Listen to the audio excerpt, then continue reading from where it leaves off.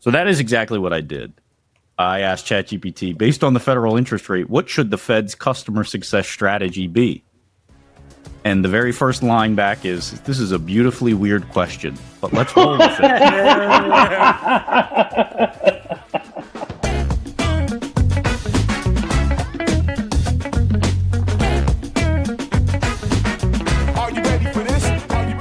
What's up, lifers, and welcome to the Daily Stand-Up with Lifetime Value, where we're giving you fresh new customer success ideas every single day. I got my man JP with us. JP, do you want to say hi? What's up? We've got Rob with us. Just won a beauty contest. Rob, Thanks. you say hi. I'm feeling cute today. Feeling cute. And I am your host. My name is Dillon Young. Boys, it's just the three of us. And JP, I think you said you've got something to talk about. Yeah. Something that's been brewing with me is, so as I've continued my career, I've begun to see how certain factors can affect my job somehow. I've had a lot of IC roles, non-manager roles, and a couple managed roles as well. But thinking about this topic, which is obviously timely, which is how some macroeconomic factors can affect our work, because customer success, the first word is customer. So when your customer is working for like the National Institute of Health or something, shout out to y'all, and funding or something gets cut to them, right? It's not new for certain people to get their funding cut. So if their funding gets cut, then how does that affect you? At the minimum, it means maybe they don't have as much disposable cash. We zoom out a little bit more. I don't know what they're talking about when they're like, the Fed raised the rates by da-da-da-da. And I'm like, I don't know what that means. People are like, venture capitalism. That's why you can't have these VC-backed places. And like, if they raise, so like you both have at least a little more sort of experience in this. So I wanted to hear what you got to say about that. Do we want to break down what the Fed interest rate is really quick? Rob, do you know? You're on mute. I said it's the interest rate set by the Fed. Oh, this guy. That's rich. That's it? That's all you got? It's 4.25 to 4.50% currently on average. Yeah. All right. It's the rate that banks charge each other. Yeah. For overnight. Ooh, wait, banks charging each other? That's like AI talking to AI. What's going on? It's just a circle of banks. Yeah. Circle of banks? Wait, Dillon, jump in. That's not really important. But basically, the way to think about it, it is the floor rate at which most banks set interest rates. So you'll notice when the federal interest rate goes up, so do savings account rates. Oh, right? Yeah. But also, so do mortgage interest rates. So a lot of the economy, when you consider how much debt is passed around, is based off of or is built on top of actually the federal interest rate. And historically, it's been around like 3 to 5%, sometimes much more, particularly in the 80s. It is not normal for it to be zero, which is what it was for a really long time, particularly after like 07, 08, the mortgage crisis. Oh. It is not normal for it to be that low. It is also the main lever used by the government to control inflation.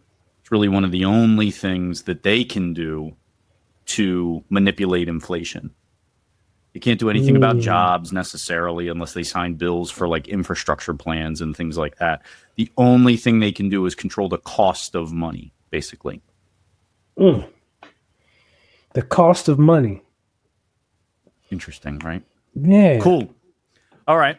So let's recap what your question was about. We're in this crazy world, right? Where at the time of this recording, we're a couple of weeks like a month and a half past Liberation Day, the big day that all these tariffs were going to go into effect, and many of them did. Some of them got walked back. And we're starting to see that, even though a jobs report just came out today, still pretty healthy. That wouldn't probably show yet, but there's a lot of other ways in which the economy is showing a little bit of scratch and dent from the economic decisions we're making. So is that the crux of your question, or do you want to dig any deeper there? Well, basically based on that, how does that affect us in customer success? Adding some layer to understanding company strategies to navigate that. What are some of the implications of raising the rate or lowering the rate? I'm assuming lowering is usually good and raising is usually bad because that's interest. And usually lower interest is good, although I know that there's always a good for someone. So Yeah. I think there's two ways to look at it. There's the ways to look at it from the perspective of our customers' wallets, and then also from our own company's wallets, particularly those of us in the startup world who might have investors who are watching these numbers a lot closer than we are. So you're saying, Rob, let's say that there's a board for a company and they may see some sort of market fluctuation and have a reaction, like have a level of sensitivity where they are now asking people who work at the company to make some sort of adjustment? Yeah, I think the simplest way to think of it, well, actually, if I look at it from the lens of like boards and investors and their portfolio companies, kind of like we're kids asking for an allowance. So if the cost of money goes up, you can't buy as many toys with our allowance. And then I think we see that on the customer side as well, right? I mean, I think customers are less likely to expand, for example, because their cash might be a bit tighter. I think another way to look at it, JP, is when interest rates go up, it in many ways creates more friction in the transfer of money. I don't mean that literally, like the systems are like weighed down or anything like that, but the decisions become weightier about where to distribute your money. Consider property investing, right? Back when I could get an interest rate for an investment property, which is considered riskier to a bank, I could get an interest rate for 6%. That's pretty dang good. But now it's 12%. Okay.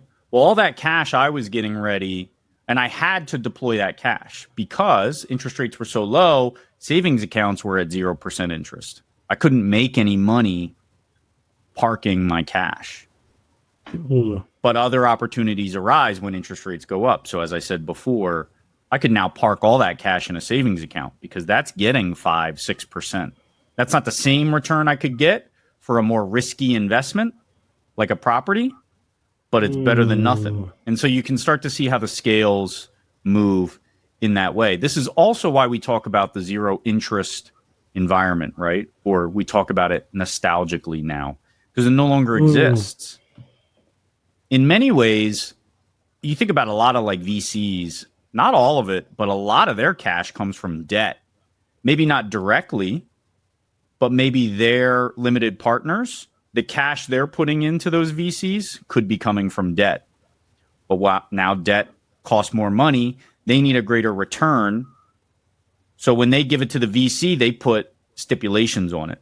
They say, I need X, Y, or Z return if I'm going to give you this money. So now the VC is saying, okay, I got these dollars, but they're earmarked to make 15% in a 5-year time horizon instead of 10% in a 10-year time horizon. Promises. So they can't give it to a company that isn't performing at the level that they think is going to deliver the return. So you start to see how all of these pieces, there's more friction at every step in the process. And so you think about that in a startup where we are largely fueled by VC money. We've got to find a way to show that better return. So that's why you hear so much about durable growth, sustainable growth, You hear about margins a lot more now, and everybody's got to be responsible for a revenue number. It's because when we talk to VCs, we've got to be able to show our ability to give that return on investment. A couple of the trends I've been seeing lately, from what I hear, there's still a lot of, quote unquote, dry powder out there. Money that could be invested. Not that kind of dry powder. What? So it's I beg your absolute pardon. What'd you say? Some dry powder? I don't know. It's a VC term. It's an investment term. Investment term. Yeah. Yeah. Okay. Investment term. These investment folks are. I mean, I know some people that are investing. Yeah. Go ahead. Into the dry powder. They're going to be. We're in the dry powder business. Yeah. Johnson and Johnson, holla at your boy. Anyway. Yeah. So from what I hear, it's not that the money's not out there. It's just being deployed very carefully.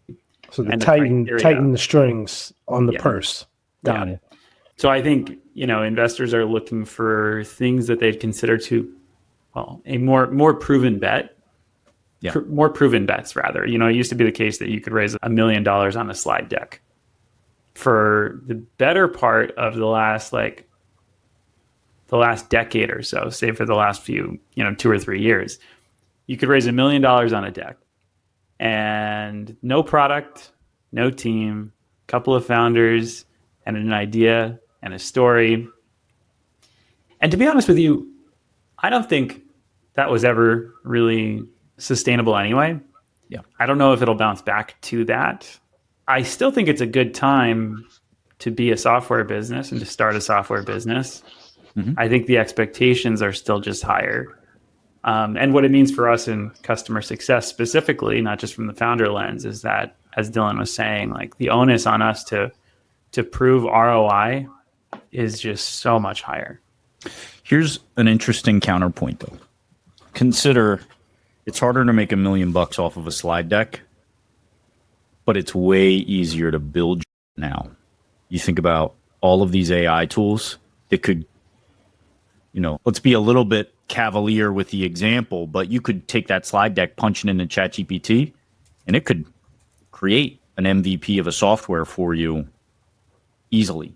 Not easily, right? I mean, it's going to be a ton of iteration. You're going to be at your computer for a while, but it's way better than paying $100,000, $200,000, $300,000 for an engineering team, even if they're offshore. Okay? So then, I just got one question in. So how are we going to get this money? You got to get further in the process, basically, now. You can't do it with an idea anymore. And these are probably all interrelated, right? You don't need the money to build a business necessarily anymore than the MVP product and to go out and sell it a couple times to people. And I hear that over and over again from founders that are like, yeah, I got 3 people on my team and we're at 2.5 million ARR. Insane stuff like that, because the tools are now available to do it before you go and get money.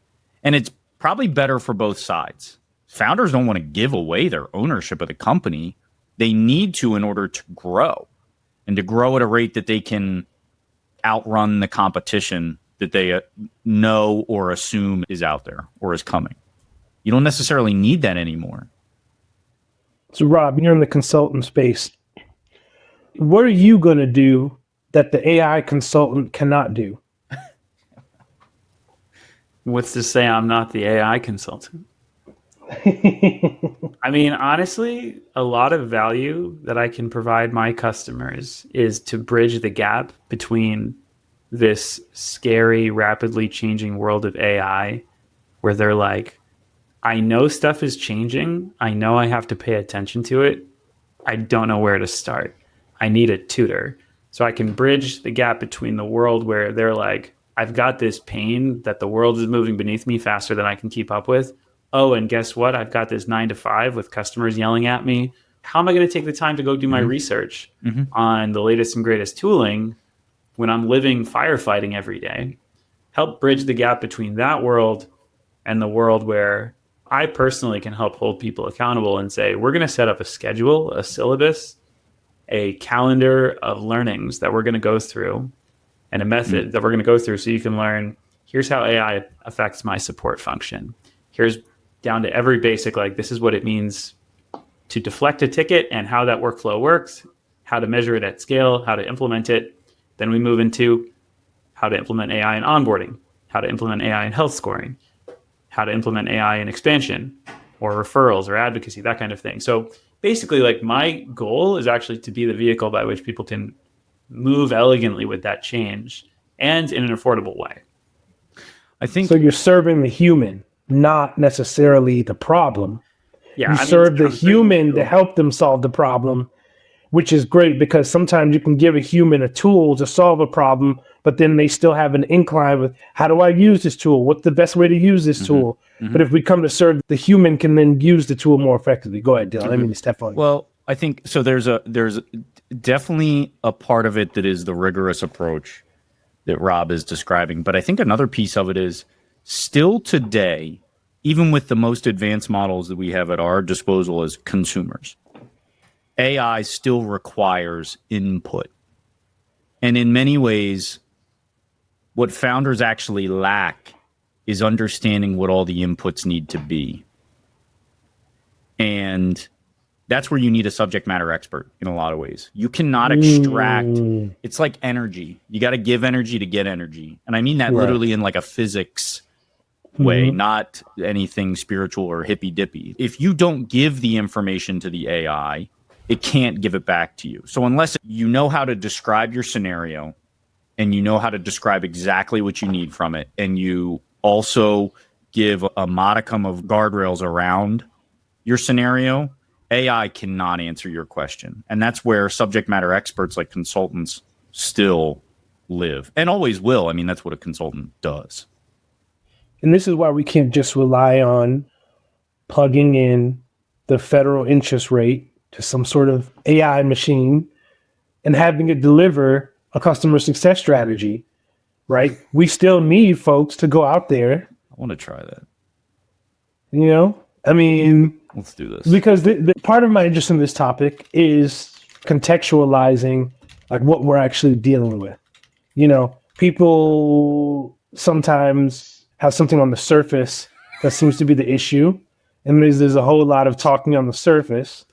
We're not getting at the real issue. What are you laughing about? So I understand your analogy was meant to be wacky, but you said we can't just plug in the federal interest rate and ask for a customer success strategy. So that is exactly what I did. I asked ChatGPT, based on the federal interest rate, what should the Fed's customer success strategy be? And the very first line back is, this is a beautifully weird question, but let's roll with it. If we treat the Federal Reserve as a SaaS company and the federal interest rate as its most important product lever, then the customers are commercial banks, the broader economy, and arguably the American public. What would a customer success strategy look like in that context? And then it started to devolve. It just said the same thing. Segment the customer base. Live, scoring, baby. Proactive. We live, baby. We live with it. You see that? But it's kind of wild, though. But this is why I want to take the conversation a little deeper, because it's easy to get caught up in the frustration. It's easy to get caught up in the doom bait, right? That's out there. And I wanted to think more about living in the solution in a very practical way, trying to see like, hey, how are decisions being made? Let's not say people are just inherently stupid or people are just inherently evil. Let's think like, what is driving people? And that I'm not getting at the capitalism being underneath. We're ignoring that. We're just looking at the service. Okay, if we're here, we're working, we're trying to work together, figure out how we move forward. Why do things happen the way that they do? Is there some explanations for things the way that they go? Because I think that we probably have a lot of listeners, and including myself, right? Like I just got educated, and I'm sure we have some listeners that are maybe just have been feeling, I don't know, like real down. I don't want to say hopeless. I don't want to put that on people, but it's easy to get pessimistic looking at the job market and everything. I think it can really help to at least have some understanding about why things happen the way they do. But how we can react as individuals, that's a subject maybe for another time. Great segue. That is our time, boys. I like this. I think it does dovetail nicely into the conversation we've been having a lot lately, which is let's take the wool off of our eyes that every startup company we work for is destined for success. We can try our hardest, but sometimes there are things outside of our control or the control of the company overall.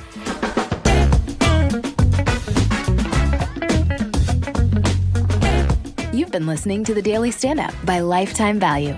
Please note that the views expressed in these conversations are attributed only to those individuals on this recording and do not necessarily reflect the views and opinions of their respective employers. For all general inquiries, please reach out via email to hello@lifetimevaluemedia.com. To learn more about advertising on The Daily Standup and the Lifetime Value Media Network, please reach out via email to advertising@lifetimevaluemedia.com. Find us on YouTube at Lifetime Value and find us on the socials at Lifetime Value Media. Until next time.